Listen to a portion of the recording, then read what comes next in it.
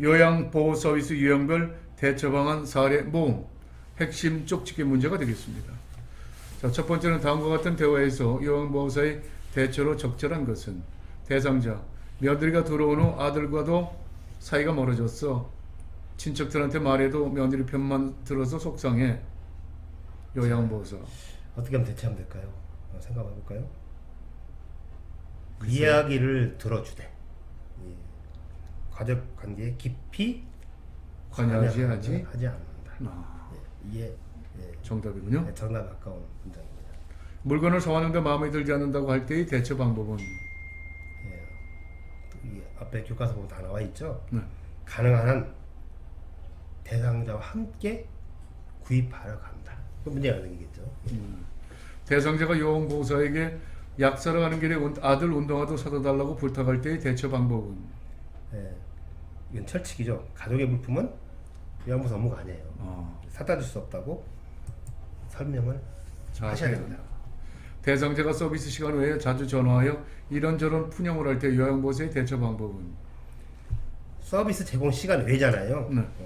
시간 외에는 통화가 어려움을 이해시켜야 돼요. 다른 어르신을 돌보고 있습니다. 집안에 일이 있습니다 하면서 통화가 어려움을 얘기해야 됩니다. 다음 중 요양보호 서비스 대처 방법으로 틀린 것은 첫 번째, 속옷을 갈아입으려고 하지 않을 때 갈아입지 않으려는 이유를 알아본다. 혈압이 높은데도 목욕을 하겠다고 하는 경우 혈압이 높을 때 목욕을 하면 위험함을 알린다. 목욕을 시켜달라고 옷을 벗고 알몸으로 기다릴 때 목욕 서비스는 없다고 차분하게 설명하고 옷을 입도록 설득한다. 머리를 자르려고 하지 않을 때 대상자 의사를 존중하면서 머리를 묶어준다. 기저귀 안으로 손을 자주 넣을 때 무의식적으로 하는 행동이므로 그냥 둔다. 네, 정답은 5번입니다. 기저귀 안으로 손을 자주 넣을 때 무의식적으로 하는 행동이므로 그냥 둔다는 아닙니다. 이게 틀린 답입니다. 다음은 다음 중 서비스 대처 방법으로 옳은 것을 모두 고르시오. 가, 제사 음식을 만들어 달라고 요구할 때 업무 범위를 설명하고 하지 않는다. 나, 입맛이 없다면서 식사를 거부할 때 평소 좋아하는 음식을 제공한다. 다, 고에게 돈을 인출해 달라고 부탁했을 때 대상자의 가족과 동행하여 인출한다. 라, 아들에게 돈을 보내달라고 요구했을 때 대상자와 함께 은행에 간다. 대처 방법으로는 이게 잘 기억해 두십시오. 시험 문제 역대기 전 다 나왔던 질문이에요. 정답은 5번입니다. 다 옳은 문장이 되겠고요. 특히 아까 5번에서 기저귀 안으로 손을 자주 넣을 때는 무의식적으로 하는 행동이므로 그냥 두면 안 되고요. 음부의 피부 상태를 확인하고 만약에 피부 이상이 있을 경우는 가족이나 의료진에게 꼭 보고해야 됩니다. 이게 26회, 29회 시험에 나왔던 질문입니다. 요양보호 서비스 제공 원칙과 요양보호사의 역할, 기출 오답 바로잡기 문제로 들어가겠습니다. 요양보호 서비스 제공 원칙, 서비스 제공 시 대상자의 성격 및 습관은 고려하지 않는다. 성격 및 습관, 선호하는 서비스 등은 반드시 확인해야 합니다. 그렇군요. 대상자가 원하는 모든 서비스를 제공한다. 대상자의 상태를 관찰하면서 서비스를 제공하는 게 맞습니다. 가족이 원하는 대로 서비스를 한다. 모든 서비스는 누구한테만? 대상자에게만 제공한다. 대상자의 능력을 최소한으로 활용한다.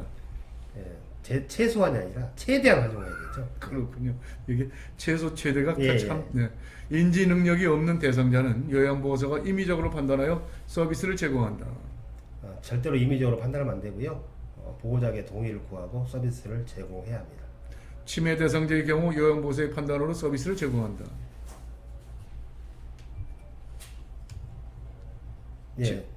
치매 대상자는 치매 대상자는 보호자 동의 없이 서비스를 제공한다. 아까 같은 문장이죠. 보호자에게 동의를 구하고 서비스 제공한다. 대상자와 함께 생활하고 있는 가족과 관련된 서비스도 충실히 이행한다. 대상자의 보호자에게도 서비스를 제공한다. 그런 원칙에 맞지 않습니다. 모든 서비스는 대상자에게만 제공한다. 요양보호사 중심으로 서비스를 제공한다. 절대 안 돼. 대상자 중심입니다. 시험 문제 이렇게 바꿔놔요. 대상자 중심으로 서비스 제공하는데 요양보호사 중심으로 서비스를 제공한다 이렇게 바꿔놔요. 좀 헷갈리겠네요. 대상자 가족과 의견이 상충될 시에는 마찰을 피하고 가족의 요구를 들어준다. 대상자의 가족과 의견 충돌 시에는 요양보호사의 의사를 따르게 한다. 이때는 불필요한 마찰을 피하고요. 관리 책임자에게 보고한다가 정답이 되겠습니다. 사고가 발생한 경우에는 가족에게 보고한다. 아닙니다. 관리 책임자에게 즉시 보고를 해야 됩니다. 서비스 제공 중 응급 상황이 발생하면 스스로 알아서 처치한다. 이때는 응급처치 우선순위 있어요. 우선순위에 따라서 응급처치하고 응급처치를 할 수 없으면 가장 가까운 의료기관으로 대상자를 옮기는 게 정답입니다. 그렇군요. 다음은 핵심 쪽집게 문제가 되겠습니다. 요양보호사가 서비스 제공 시 지켜야 할 기본 원칙으로 옳지 않은 것은 첫 번째, 인지 능력이 없는 치매 대상자는 보호자의 동의를 구한다. 두 번째, 대상자의 상태를 관찰하면서 서비스를 제공한다. 세 번째, 계획된 서비스 외에 서비스를 추가할 때는 관리 책임자에게 보고한다. 네 번째, 드레싱, 혈압 측정, 흡인, 관장 서비스를 제공한다.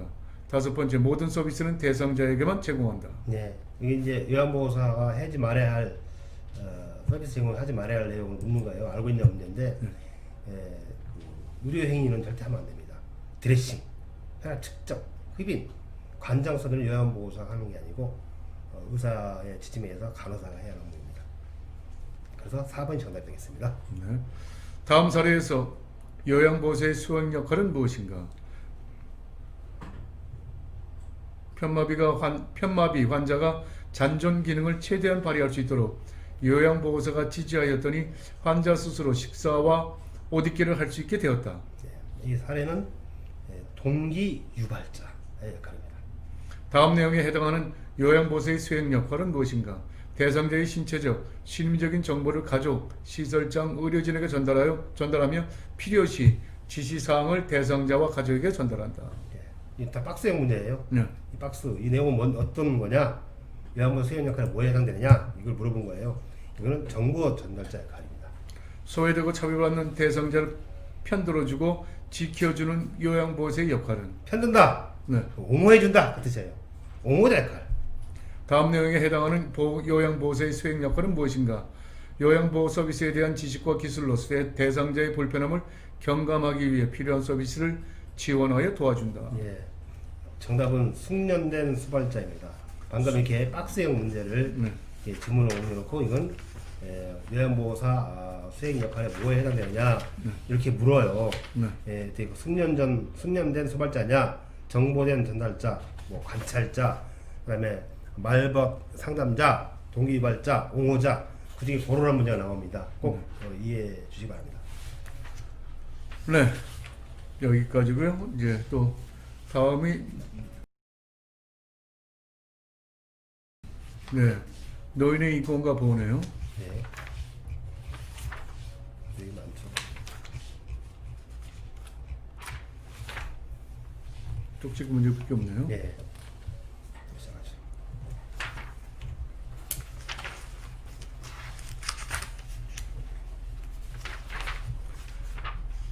네, 제 9강 노인의 인권 보호 핵심 쪽집게 문제가 되겠습니다.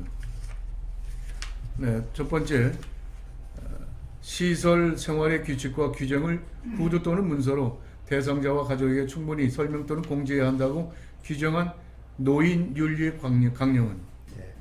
자, 이 문제 제 9강이죠. 제 9강 노인의 인권 보호에 관련된 문제는 역대 기출 문제를 분석해 보면 이것도 박스에 넣어놓고 이거는 어떤 윤리 강령에 해당되느냐 고르란 문제입니다. 그래서 단답형으로 제가 이제 문제를 재구성했는데요. 방금 이제 첫 번째 질문은 정보 접근과 자기 결정권 행사의 권리입니다. 다음 설명에 해당하는 시설 생활 노인 권리 보호를 위한 윤리 강령은 노인의 권리가 침해될 우려가 있거나 침해받는 경우 이의 회복과 구제를 위한 적극적 조치를 강구해야 한다. 이거는 이제 존엄한 존재로 대우받을 권리. 다음 설명에서 시설 생활 노인에게 보장되는 권리는 개인적 욕구와 선호, 건강 및 기능 상태에 따라 영양급식을 제공, 대상자의 잔존 능력과 자립 능력을 위한 전문적인 제공 서비스를 제공, 종사자들의 능력 개발을 위한 직무 교육 부여. 이거는 질 높은 서비스를 받을 권리에 해당되겠습니다. 시설 생활 노인의 권리 보호를 위한 윤리 강령 중 다음 설명에 해당하는 것은 공간이 허용하는 한 개별적인 수납 공간을 제공한다. 적절하고 편안한 조명과 음향을 제공한다. 편안하고 쾌적한 실내 온도를 유지한다. 이거는 가정과 같은 환경에서 생활할 권리에 해당되겠습니다. 다음 사례에서 지켜야 할 시설 생활 노인의 권리 보호를 위한 윤리 강령은 거동이 불편한 할아버지는 휴대전화가 없고 방에는 별도의 전화기도 설치되어 있지 않아 자녀들과의 통화를 못하고 평소에는 늘 외롭게 지내고 있다. 이게 전화, 휴대전화죠? 네. 통신에 관련된 거잖아요. 네. 통신의 자유에 대한 권리에 해당되겠습니다. 다음 사례와 같이 김치의 할아버지가 침해받은 시설 생활 노인 권리 보호를 위한 윤리 강령은 김씨 할아버지는 입소할 때 시설의 통장을 관리해달라고 위탁했다. 입소한 지 3년이 지난 뒤 김씨 할아버지에게 치매가 발병하자 시설장은 임의대로 통장에서 돈을 인출하여 사용하였다. 이거는 소유 재산의 자의적 관리에 대한 권리를 침해한 거죠. 네. 여기까지군요. 또 한 문제 더 있습니다. 여기 한 점. 다음 사례에서 시설 생활 노인의 권리 침해에 해당하는 것은 박씨 할머니는 정기적으로 병원 진료를 받아왔다. 요양보호사가 어르신 오늘 진료를 늦게까지 했나봐요. 식사 시간이 지났으니 그냥 찬밥을 드셔야겠네요. 박씨 할머니 밥도 차가운데 국이라도 따뜻하게 데워주지. 이거는 우리 어르신들 불평의 표현과 해결을 요구할 권리에 해당되겠습니다. 노인학대 예방 및 유형 기출 오답 바로잡기 문제를 하겠습니다. 다음 사례에 해당하는 노인학대와 유형을 적으시오. 와상 대상자의 체위 변경을 태만히 한다. 신체적 학대에 해당됩니다. 아픈 노인을 병원에 데리고 가지 않는다. 방임이죠. 좋아하는 곳에 가지 못하게 외출을 시키지 않는다. 그는 정서적 학대입니다. 거동이 불편한 노모를 시설에 맡긴 후 주거지를 옮기고 연락을 두절하였다. 나쁜 행동이죠. 네. 유기입니다. 유기. 가출해도 찾지 않는다. 유기에 해당되죠. 노인의 신체를 구속하거나 제한된 공간에 가둔다. 신체 해당은 다 신체적 학대입니다. 노인에게 의료적 처치 및 보호를 소홀히 한다. 이건 방임입니다. 방임. 시설에 입소시키고 연락과 왕래를 두절한다. 이건 유기. 노인과 접촉을 기피한다. 정서적 학대.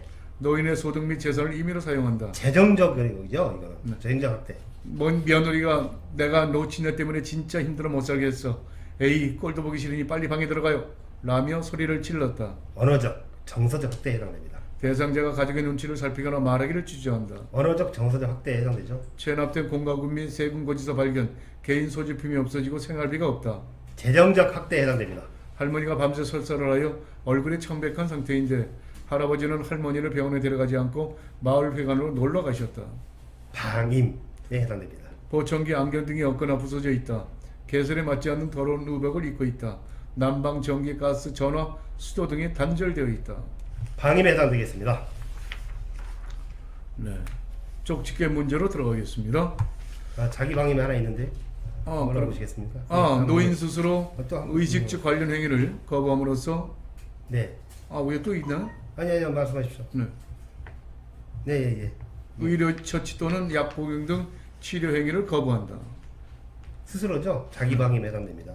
이제 오타났네요. 방임에 자기 방임이죠. 자기 스스로 자기를 해야 하는 거는 자기 방임에 해당돼요. 핵심 쪽집게 문제가 되겠습니다. 첫 번째, 시설에서 동료 보호사가 치매 대상자에게 폭언과 부당한 대우하는 것을 목격했을 경우 요양보호사의 대처 방법은 첫 번째, 못 본 척한 후 조용히 관찰한다. 두 번째, 요양보호사에게 주의를 주고 비밀을 해준다. 세 번째, 노인 보호 전문 기관이나 경찰서에 신고한다. 네 번째, 기관에 보고한 후 사례 회의에 사용한다. 다섯 번째, 대상자에게 사과하라고 동료 요양보호사에게 말한다. 예. 치매 대상자가 폭언이나 부당한 대우를 목격했을 경우는 노인 학대에 해당되는 겁니다. 노인 학대가 있을 때 항상 노인 보호 전문 기관이나 경찰서에 신고해야 합니다. 답은 3번이 되겠습니다. 두 번째, 방문 목욕 서비스를 제공하던 중 대상자의 몸 여러 군데에 멍들고 상처난 자국이 발견되었다. 요양보호사의 대처 방법은 예, 이 문제도 마찬가지죠. 노인 학대에 해당되기 때문에 노인 보호 전문 기관에 신고한다. 이게 답입니다. 다음 업무를 담당하는 기관으로 옳은 것은 노인학대 사례의 신고 접수, 신고된 시설학대 사례에 대한 확인 개입, 신고된 학대 사례 관리 절차 지원, 노인학대 행위자에 대한 상담 및 교육, 경찰서, 의료기관, 노인보호 전문기관, 보건복지부, 시군구. 노인 그 학대 예방 및 유형에 관련된 제 10강은 다 노인 보호 전문기관에 대한 내용이 꼭 한 문제 출제되니까요. 꼭 기억해 주시기 바랍니다. 정답은 노인 보호 전문기관에서 하는 역할입니다. 네. 요양보호사의 인권 보호. 네. 기출 오답 바로잡기 문제 들어갑니다. 산업재해보상금. 사업장이 부도, 폐업한 경우 보상금을 지급받을 수 없다. 지급받는다. 치료비는 사업주가 지불한다.